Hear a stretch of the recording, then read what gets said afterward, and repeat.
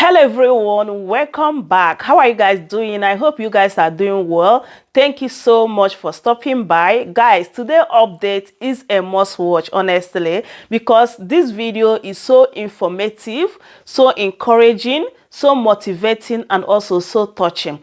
Our funny Adaola has come out to testify or share her testimony how God saved her life during her pregnancy as well as after her pregnancy. Like, according to her, she says she almost died, but God saved her life. She tells us the reasons why some women have miscarriages, and also she talk about marriage, that marriage is not 50-50 but 100-100, because you guys know this notion that is everywhere right now. People say that marriage is 50-50, and this is really causing a lot of harm when it comes to marriage. And she talked about her mother-in-law. Like, when it comes to family setting, this video is a must, because you will definitely going to get a lot of things from this video. So I will urge you to relax and watch the video, and I will be right back. It's been 6 months since I almost died, but God said no. Guys, I'm making this video to encourage you to not be afraid no matter what you're facing in life, especially when things are not looking good. To also bring awareness to any woman that has a negative blood type, B negative, O negative, A negative, and to appreciate all the amazing people that God used to keep me and the baby, especially my amazing husband, Victor Fayehun.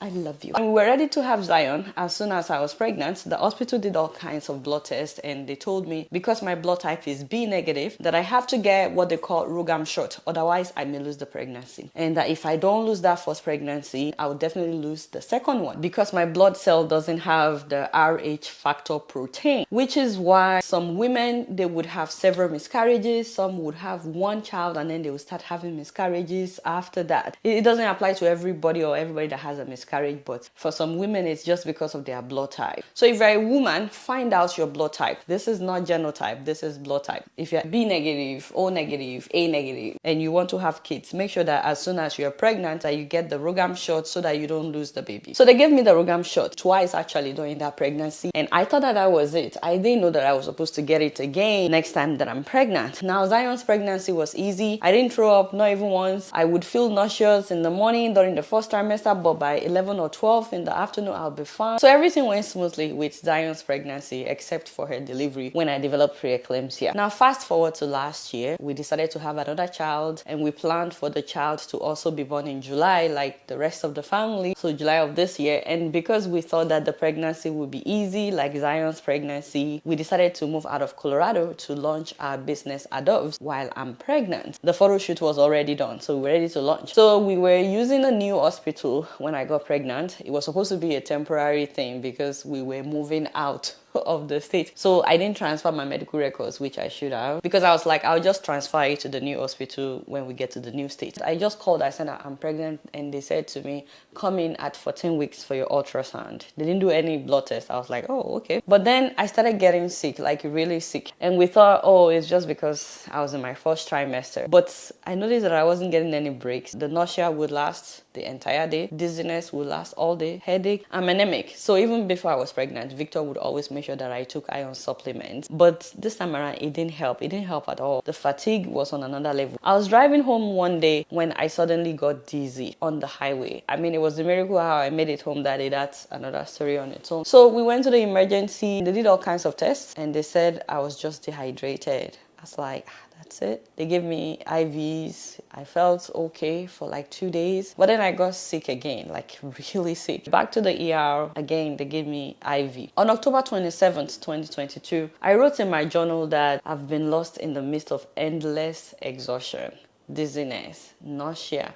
I knew that something was wrong, but I didn't know what it was. And then on November 1st, I started bleeding. This was late at night. The first thing I felt was fear. And then I remember what I read in the book about not entertaining fear no matter what you're facing, because fear is your biggest enemy. This is why do not be afraid is written 365 times in the Bible. It's like one reminder for each day of the year to not entertain fear. Also, as human beings, we think better when we're not panicking. So I calmed down, I called on Victor. He pulled out the notes that he had written from the book, Bible verses, God's promises concerning childbearing, and we prayed, affirming our trust in God regardless of what we were seeing. And then in the morning, We went to the ER, the same ER that I've been going to, by the way, since I started getting sick, because it's the closest one to my house. A doctor asked me, what's your blood type? I said B negative. Did you get Rogam shots since this pregnancy? I said no. She immediately said, oh, you probably lost the pregnancy already. But we'll still do an ultrasound, and then we'll send you to a bigger hospital for Rogam shot so you don't lose other pregnancies. Rogam shot contains antibodies that would stop your immune system from seeing your baby as a foreign object that it has to eject. Now, my pregnancy was already 8 weeks at the time, so my body had already believed that this is a foreign object that it has to get rid of, which was why the doctor said that you probably lost the baby already. I don't know if it was the tone or the way she said it, like it was nothing. Oh, you probably lost the baby already. All I know is I didn't like her tone. She didn't sound like she cared. So I said, you know what, I'd rather go to the bigger hospital for everything I need to do. Guys, that was like the longest drive of our lives, not knowing whether or not our baby was alive. So we went to Memorial North. That's a great hospital, by the way, to have a baby if you live in Colorado Springs. That's where I had Zion. Very beautiful hospital. The doctors there, they were so nice. They said to me that the ER doctor shouldn't have spoken so recklessly without doing an ultrasound. The first thing they did was an ultrasound. And guess what, guys? The baby was alive. They gave me all kinds of medications via IV, and then they gave me Rogam shot. But because I didn't get it early, they said that the chances of a miscarriage are still really high. So they put me on full bed rest from that day, November 2nd. My legs had to be raised at all times. No lifting anything heavier than milk, and certainly no lifting Zion, and I was not allowed to fly. That's the day we took these pictures. We were so happy that the baby was alive. We thought the worst was over, only for me to start getting sicker after I was discharged. Apparently my body was already convinced that it had to eject the baby. So the Rogam shot was fighting to protect the baby, and then I was caught in between their battle. Gradually, I could barely walk. There was like a huge pressure in my pelvic area, as if someone was pressing down on me from inside. I could barely talk. I kept having palpitations. My heart was racing. It was pounding. Someone standing next to me could see it, and the fatigue was indescribable. I had no strength, like zero strength. Sitting for more than 20 minutes was painful. Getting up was even harder. Being in a moving car for more than 20 minutes became really, really tough. Every time the car turns, I would shake violently from the inside. It made me dizzy, nauseous, and sick. And the only comfortable position was either lying down or reclined with my legs raised up. The only grace I had, just like Zion's pregnancy, is I wasn't throwing up. At the 2 weeks follow-up at a clinic, a new doctor said that all is well now, I can start my normal activities, and that I can lift my daughter. But I didn't feel fine. We got in the car that day, and Victor said, "Mother doctor, don't mind that doctor, don't lift Zion." No. But 4 days after that, Victor was in the bathroom, and Zion was trying to get on the bed with me, and she couldn't. So she was crying, and she was wondering why her mom was just staring at her. It really broke my heart. So I lifted her with all my strength.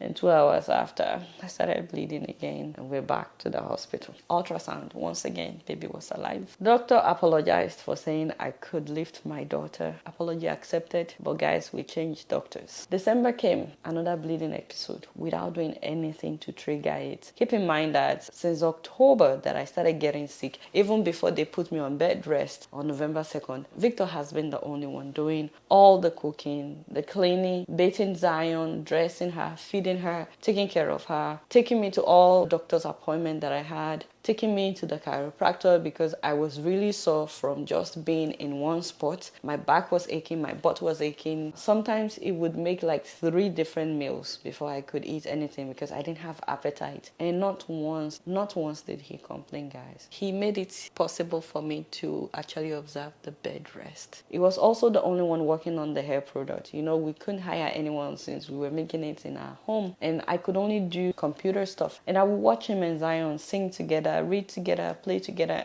and I would cry because I couldn't even get up on my own. I had no control of my body. And so I would cry, and Victor would hold me close. He would tell me all will be well. You will have this baby. You will get your strength back.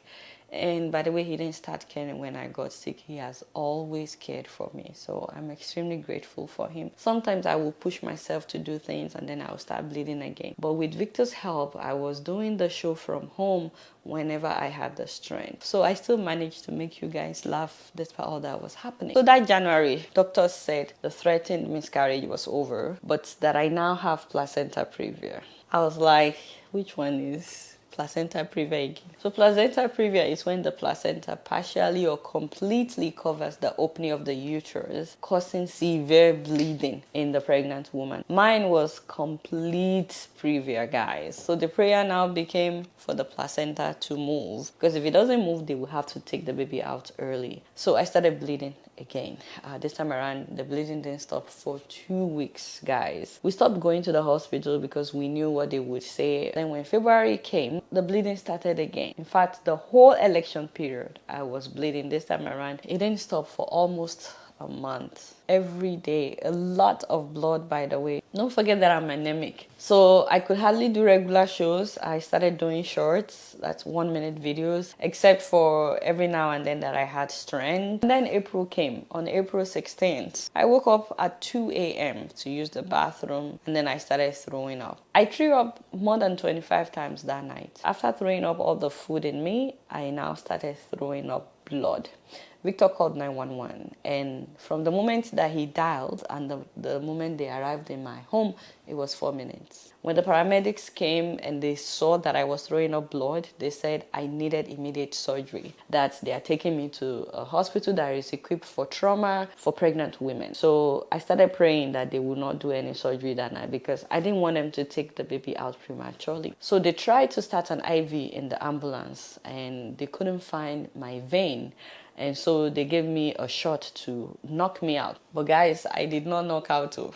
I couldn't sleep because I kept throwing up. I was still throwing up blood. And even when we got to the hospital, I kept throwing up. Doctors were going in and out. I kept asking about the baby. I'll be like, how's my baby? How's my baby? And every one of them kept telling me, it's okay, it's okay. The focus right now is on you. We'll take care of the baby later. But right now, we're focusing on you. So they said I threw up so much that I tore my intestine, and that's where the blood was coming from. But God is a prayer answering God. They didn't do a surgery for me that night. They were able to treat me without doing a surgery. On May 1st, the doctor said that the placenta had moved and that we can now attempt going full term and attempt vaginal birth. But some days after, I noticed that I couldn't breathe deeply. The AC will be on, the fan will be on. I will still say, please open the window. I was breathing but wasn't deep breath, only for doctors to say that it's because my amniotic fluid was too much, the fluid that surrounds the baby. It's bad if it's not enough, but it's also bad if it's too much. And they said that they needed to do a procedure to drain the water so that I could breathe. And of course, they said even after doing the procedure, it may fill back up again. So I was like, what's the point? I said, no, I'll wait it out. Thank God for my amazing mother-in-law who arrived that May. From the day that she arrived, she took over all the cooking and also taking care of Zion. The baby is now 6 months old and she's still with us. So if you have my mother-in-law's number, please help me thank her. Like, honestly, I don't know how to thank her. She has been beyond amazing. If you're a mother-in-law, by the way, and you're watching me, you were brought up with the idea that you're not supposed to cook for your daughter-in-law. I don't know where they found teachings like that. You should just always put yourself in someone else's shoes and think of what you would have wanted from your own mother-in-law. Just be human, be kind. Treat her as you would treat your own daughter. Believe it or not, a woman will never forget how you treat her when she's pregnant. So, but the breathing did not get better. I wanted to get to July to have the baby, you know, but at some point, Victor told the doctors, he was like, please take out the baby. And so they gave me a date for the C-section. And on delivery day, everything went well, or so we thought. You know, we were so happy to finally see the baby. But some hours after the C-section, I was doing skin to skin with the baby when I realized that I was dizzy. I was really dizzy, more than I've ever been in my life. And that I was having trouble breathing. So I gave the baby to Victor and I pressed the button to call for the nurse. The moment they pressed my stomach, I started gasping for air. And I could barely say anything. I couldn't even say I can't breathe. Not to talk about saying I love you to Victor. There was no time. It was like everything just... I've never experienced anything like that ever in my life. I've experienced difficulty breathing deeply, but this was different. One nurse was shouting, oxygen level dropping, blood pressure dropping, and I felt like my spirit was leaving my body. All I remember was one nurse reached behind the bed, picked an oxygen mask and put it on my face. And that was when I was able to breathe again. And I was like, what just happened? Like, really, what just happened? what the heck? So for the next 1 hour, guys, they were trying to figure out what was happening, what was wrong. Different doctors started coming in. They were trying to figure out what was happening. And each one of them, the moment they touched my stomach, I would start gasping for air. I would start gasping until they put the oxygen back. My blood pressure dropped drastically. My oxygen level dropped drastically. The whole room was filled with doctors and nurses. There were at least 15 people in my room that day. And then I saw nurses lined up outside the door, everybody trying to figure out what was happening. So they started doing all kinds of tests. They were bringing all these machines into my room. They did ultrasound. They didn't find anything. They did blood work. They did x-ray, nothing. They did EKG, nothing. And then at some point, guys, one of the doctors that came started saying nonsense. She started saying, oh, there's nothing wrong. She just doesn't have a high pain tolerance. Guys, I wanted to answer her so, but there was a lot that I could have said to her. But I had an oxygen mask on and I could barely breathe. And the little strength that I had left, I decided I would use it to advocate for myself. Despite her nonsense talk, I kept saying something is wrong. I refused to keep quiet. If you're a black woman, you're having a baby in America, please always advocate for yourself. Don't ever keep quiet. Whatever you are feeling, keep saying it until they do something about it. Thank God that she's not my doctor, and thank God that my doctor did not give up on me. My doctor's name is Dr. Alicia Vanderslees. She kept ordering all kinds of tests until they did CAT scan. They wheeled me in my bed to a different part of the building for that test. And that was when they found out that this whole time I had internal bleeding, I had blood clots, two things that could easily kill people. My stomach had swelled up. Apparently my lungs were getting filled with blood. And so as soon as they found out, they said they had to take me back to the theater for another surgery the same day. So I'm having 2 surgeries in one day, guys. Guys, saying goodbye to Victor for that second surgery was the hardest thing that I've ever done, because no one knew what would happen. As they do with every surgery, they were telling us this is a major surgery, you know, this and this could go wrong. And it hit differently this time around because we just had a surgery with complications. All I knew is I couldn't leave him with those 2 babies. I love you. I love you too. And then they knocked me out completely for this one, unlike the C-section. And Victor came along as far as he could because they wouldn't let him in the theater for this one. So I had to say goodbye. I'm sorry.